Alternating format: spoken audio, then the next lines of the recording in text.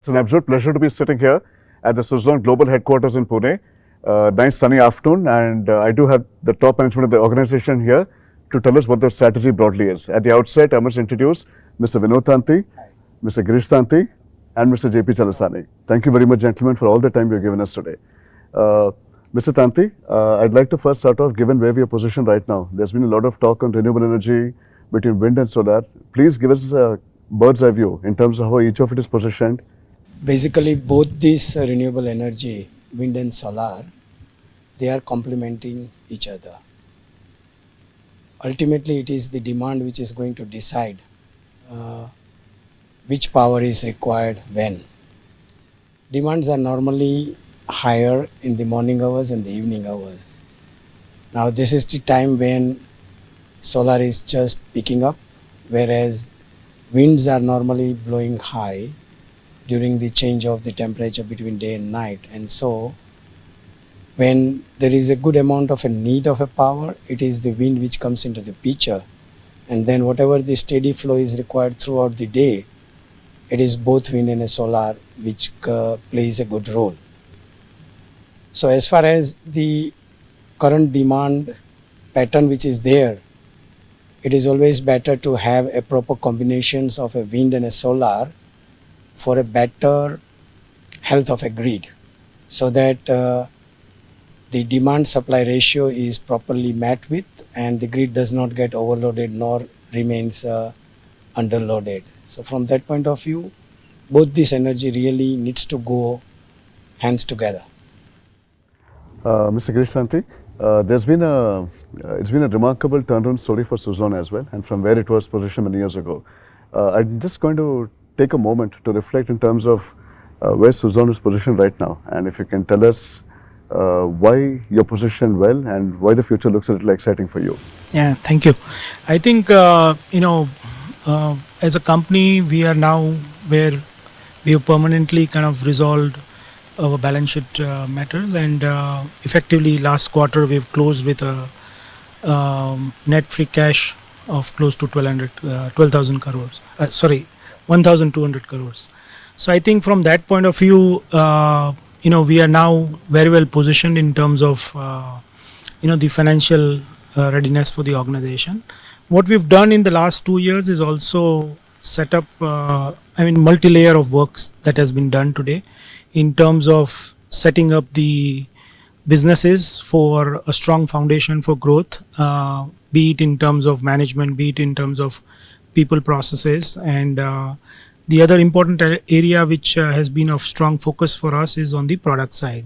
So I think both our S144 has been a grand success in terms of the product and expanding the manufacturing capacity for that and building up strength for project execution. So I think the organization is very well poised now for growth, and we're looking that with the kind of demand that we are seeing, because earlier the demand was primarily coming from the bidding side of the business. Now we have a very strong demand coming also from the C&I segment, as well as we have a strong demand coming from the PSU segment. So I think several new segments of demands have also opened up, and we are kind of geared up to serve this demand. And typically today, if you see, we've just as a country, we have crossed 50 gigawatts of wind installation, taking us ahead of Germany in the global stack of order. So whatever we have done in the last 30 years as an industry, we kind of going to do equal amount in the next 6 years by 2030. And therefore, I think there is significant opportunity for growth for the entire industry. You just want to elaborate a little bit in terms of why it becomes very, very conducive for Suzlon in terms of where it's positioned today, and why the way forward therefore becomes even more critical? Yeah, so there I think if we see, fundamentally when we look, and as Sir was explaining, I think as we look ahead, now we are at a stage where both wind and solar are now becoming primary kind of mix in the new energy mix that the country is looking towards. And when we have 50% of our energy coming from renewable energy sources and the market shift to an RTC design, with this it becomes very critical and very important for us to prepare as a primary energy source. And therefore, I think the whole preparation is going in terms of how do we also as an organization move from a pure wind play to an RE solutions play. And that's the next journey that we'll look from here. Thank you. Mr. Chalasani, Suzlon of course operates in more than one business segment, and it also shows up in the way the strategy has played out. But if you can please throw some light on this, because there's of course what we call the core turbine generator business. There's also the OMS business. How do you actually, if I may say so, toggle between the two, or actually strike the right balance between the two, and how you see the potential for each of them, sir? Fundamentally, there is a very strong umbilical cord between the two. Fundamentally, I'll come to the business side of it later. We sell more wind turbines. We have a more fleet to do operation maintenance. So business increases there. And we keep doing operations of more and more turbines. The feedback of the turbines, how they are operating, will get into our technology. That will improve our product. That improves our sales. Second thing is, in those operation period, when you concentrate on the performance of the turbines, the stickiness of your clients to you will increase. So these two are completely integrated. For us, that is the reason when we say it is mandatory for us that each wind turbine we sell in the market, we need to do service. Otherwise, we don't sell turbines. It's not just for the business purpose. They're completely integrated. One supports the other. It's a cycle. Okay. So that's the uniqueness of the whole business of it. Second, on the business side of it, when we come, the service business is an annuity business. Okay. It gives you a fixed revenue. And the wind turbine business is cyclical. Right now, it's at the peak. Okay. But it's cyclical. So therefore, whenever you have a cyclical business, if you have an annuity business, it significantly helps you in terms of, withstanding those shocks what you get. That's the reason also we wanted to continue to improve our share, the service business, where we didn't want to just depend only upon our turbines. We said there's a huge market potential for the non-Suzlon turbines, which we call it as multi-make turbines. That's where we said we did this inorganic acquisition of Renewable, which is the topmost ISP in the country. And we are using that platform to leapfrog into non-Suzlon turbines. So therefore, I think we just can't, as far as we are concerned, we can't separate out these two from the point of one helping the other, as well as one helping the other in terms of business cycles. That's why it is very, very important for us. That is the core of our business strategy, why we say that service is mandatory for our turbines, what we sell. Mr. Chalasani, you did speak of the interesting profile in terms of how the customer mix has changed for you. And now the whole thing of working for a public sector undertaking like NTPC becomes interesting. Please tell us the whole line of thinking as far as how you go about picking your customer base is concerned, and how that's gone through level of maturity, if I may say so. Yeah, as we discussed, for any company is defined by the type of customers you have. Okay, you don't need to talk anything about the company. You just say that this is my customer segment. It automatically talks about the product what you're offering. That's very important for us. So therefore, we wanted to have every single large customer, irrespective of which segment they are in, they need to be with us. That's been our motto. Okay, that's how we built our product. Suits everybody. In the C&S segment, as I explained to you in our conversation earlier, because our technology, our success, and we being here, an Indian company, and where we can give a reliable operations for 25 years, because for them the reliability of power supply is more important than anything else. And softer aspect of it is there is Mr. Tanti, either it is Mr. Vinod Tanti, Mr. Girish Tanti, or any other Mr. Tanti available at any point of time in future. If you have a trouble, pick up the phone and talk. You can't do that with anyone else. So I think that segment is important for us. So therefore, every single large customer in that segment is our client. Comes the public sector. There can't be bigger public sector than NTPC. Not just in India, one of the largest public sectors, largest utilities in the world. Then obviously I have a partiality towards NTPC also because of my experience on this. That's one segment which is going to grow significantly, PSO segment. There again, we have a significant strength because our turbines perform much better than any other turbine for a given site. The NTPC decides based on the efficiency of the turbine on the cost per kilowatt hour than the capex. So their whole evaluation model is cost per kilowatt hour. So therefore we have an advantage. And if NTPC is your customer in the public sector, who is supposed to be the toughest customer known in the power sector. Anybody you can ask, NTPC is the toughest customer. It's a good customer, but a tough customer in terms of quality, in terms of demanding. And if he is your customer and he's giving you repeat contracts, speaks volumes for us. And the third segment is where we do on the bid. In the bid, again, the utilities, whether it is Torrent Power, the SEMCOP or Aprava, which is CLP, these people, in spite of the bid where there's a competition involved, the tariffs are very tough, they come to us again and again because they look at life cycle cost for us. So I think these utilities in the bid sector, these people in the public sector like NTPC and the large customers in C&I is enough for us to say that what is Suzlon. We don't need to define anything else. I think that's how we take it as. Mr. Girish Tanti, I'm just going to come to Suzlon's positioning as a vertically integrated player and how that's evolved over time. If I'm just going to look at that, I mean, you cover the entire gamut of the wind energy process in that sense. How does that put you in a strong position as compared to competition? Because now people are speaking of other players coming in and out of it. Yeah, so I think, one thing from the day one, I think 2000, when we launched our first turbine of megawatt size, at the core of our design is we design to make in India, So I think it's captured at the essence of designing itself. And I think with that, what has happened is that right from the 2000 onwards, the products that we have delivered in India, all of them have in excess of 75% local content. In peaks, we have also hit close to 85%, So I think at a design element itself, that is there. And there have been phases of growth for us where in the early days, it was a challenge for getting the global component suppliers to come to India because market size wasn't that good enough. But over the years, as markets have grown, we have kind of convinced them to start manufacturing in India. Today, I think the current state of the manufacturing base of India is almost 3 to 4x in many of the components than what we consume locally in the country. So effectively, we have not only worked to make in India success for India, but the whole supply chain which is built up, almost we have close to about 2,500 sub-suppliers and ancillary suppliers that are there.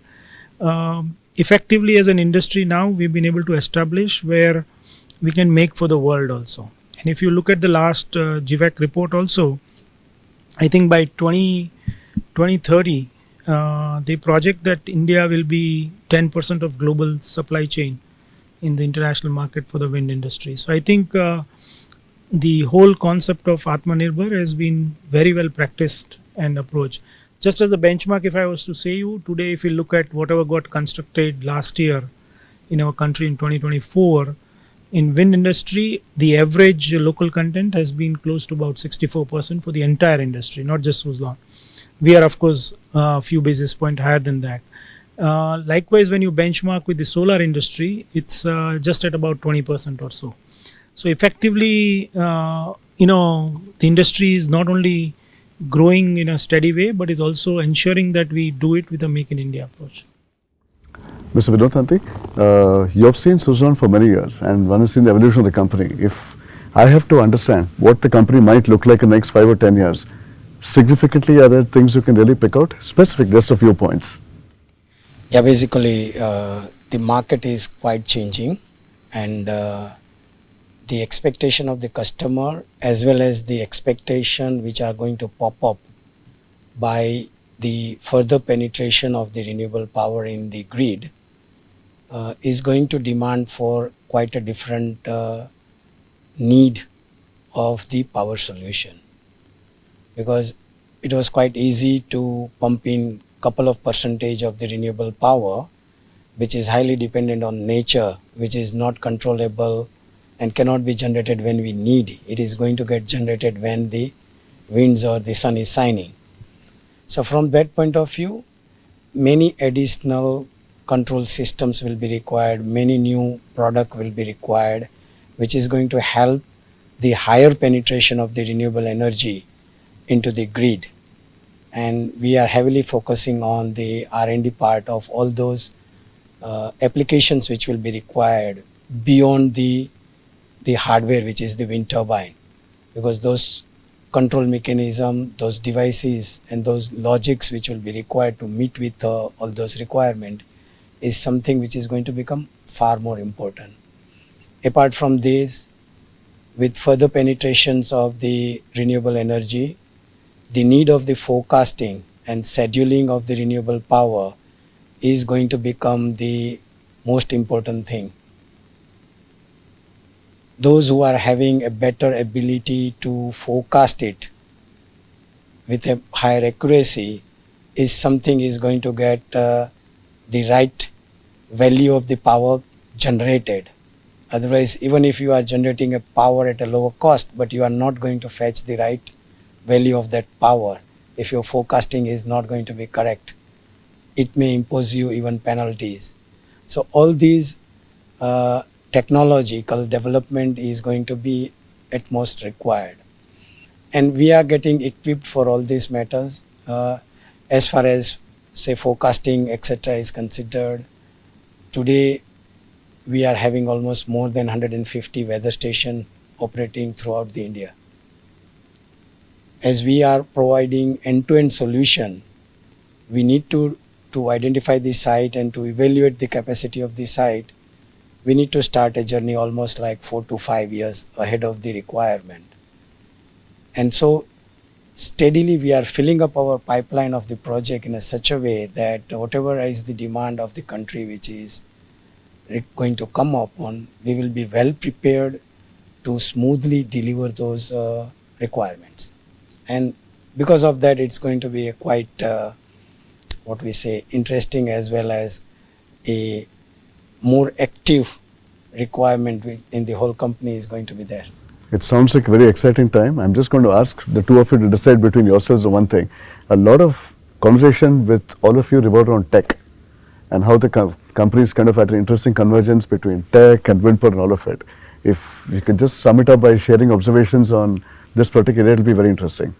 Yeah, I think it's a wonderful time right now where we are seeing a convergence happening between IT and energy systems, and I think this is only going to strengthen as the penetration of RE increases, because with RE coming in renewable energy and technology for IT, there is a good role to play on elements also which Vinubhai just spoke about. I think so one, we are saying pure from a delivery point of view.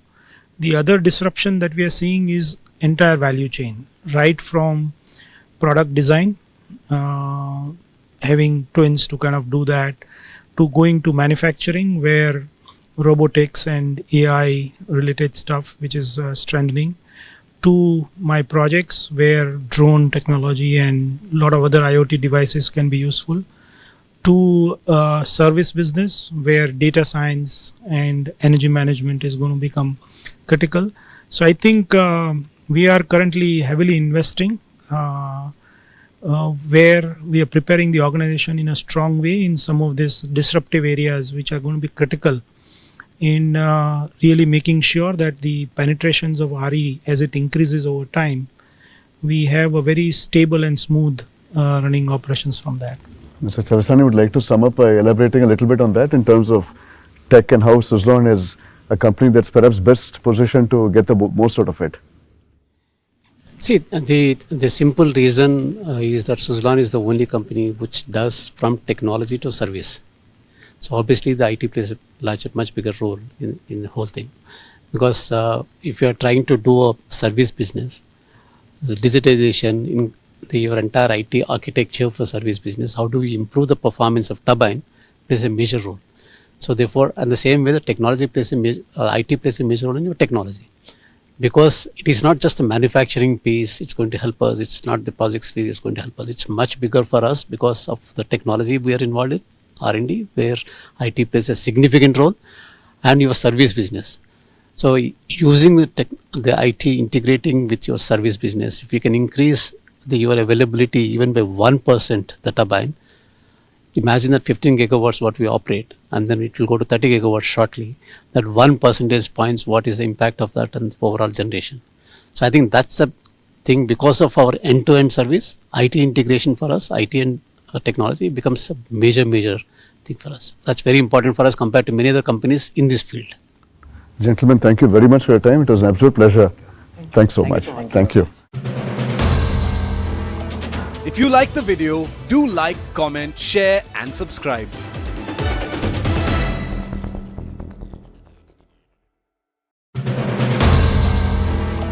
If you like the video, do like, comment, share and subscribe.